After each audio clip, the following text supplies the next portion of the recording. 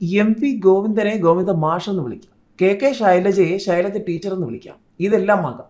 കഷ്ടപ്പെട്ട് IPS എടുത്ത Sreelekha പേരിനൊപ്പം IPS എന്ന് എഴുതിയാൽ തെറ്റ് ചോദ്യവുമായി BJP രംഗത്തിറങ്ങിയിട്ടുണ്ട്.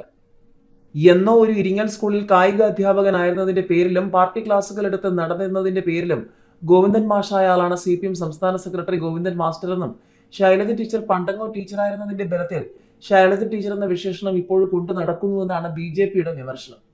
അതായത് മാസ്റ്റർ ടീച്ചർ എന്നീ അലങ്കാര പദവികൾ അവർ കൊണ്ടു നടക്കുന്നു റിട്ടയർ ചെയ്തിട്ട്. ആളുകൾ വിളിച്ച് അവരുടെ പേരിനൊപ്പം മാസ്റ്റർ ടീച്ചർ എന്നീ വിശേഷണങ്ങൾ മാറ്റാൻ പറ്റില്ലെന്നായി. എന്തായാലും കഷ്ടപ്പെട്ട് മെറിറ്റിൽ IPS എടുത്ത ശ്രീലേഖയുടെ വിളിപ്പേര് തന്നെ ആ ശ്രീലേഖ IPS എന്നായിട്ട് കാലം ഏറെയായി.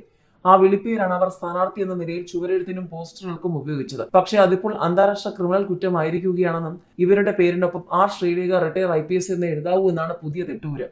വാഴക്കുല എന്ന കവിത എഴുതിയത് വൈലോപ്പള്ളിയാണെന്ന് പറഞ്ഞ് ഡോക്ടറേറ്റ് അടിച്ചെടുക്കുന്നവരുടെ പാർട്ടിയാണ് മെറിറ്റിൽ IPS നേടിയ ശ്രീലേഖയെ അപമാനിച്ചതെന്നാണ് വിമർശനം. രാഷ്ട്രീയമായ പകപോക്കൽ മാധ്യമങ്ങളിലൂടെയും സോഷ്യൽ മീഡിയയിലൂടെയും അതൊരു വലിയ ക്യാമ്പയിനാക്കി മാറ്റിയിരിക്കുകയാണ് CPM.